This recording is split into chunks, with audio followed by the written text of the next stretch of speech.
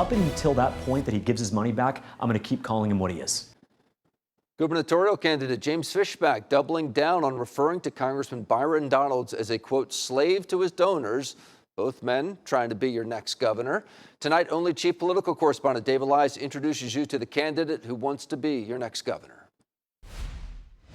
My message as running for governor is very simply to keep Governor DeSantis' wins in place and then to build on affordability. 30-year-old Republican investor James Fishback praising Governor DeSantis while focusing on affordability. It has gotten way too expensive to insure your home, to buy your home, to pay property taxes. Everything under the sun here in Florida has gotten too expensive. Those things, though, have happened under the governor's watch. Your reaction to that? They've happened under a lot of people's watch. I, in many respects, blame the Republicans and Democrats in Tallahassee for allowing this to happen. What do you do about property home insurance? You have to bring in more competition.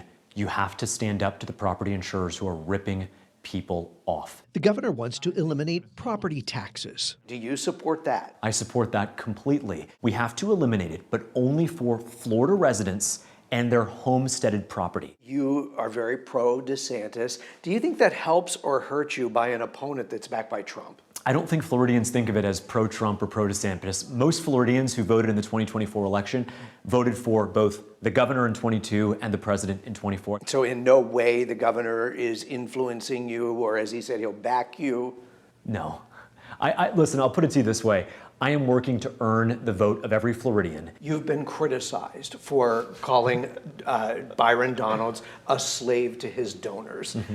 Do you regret using that term? No, the only one who should regret anything is Byron Donalds for taking $30 million from AIPAC and corporate interest. It is unacceptable that you would take that kind of money. Up until that point that he gives his money back, I'm going to keep calling him what he is. Your opponent, Byron Donalds, has said that without a doubt, he will be the next governor. Yes, he's very, very cocky and very conceited. And the only one who could know what is going to happen are the Florida voters. Donald's campaign announcing just today it has $40 million in its war chest. You're going to be up against a lot of money. How do you compete against that? It's not about money, it's about people. And the people will decide on August 18th. Dave Elias, Gulf Coast News.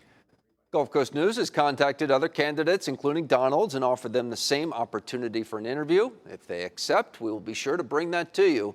As of now, 34 people have filed to run for governor next year, 11 Republicans, 9 Democrats, and 14 third-party or independent candidates.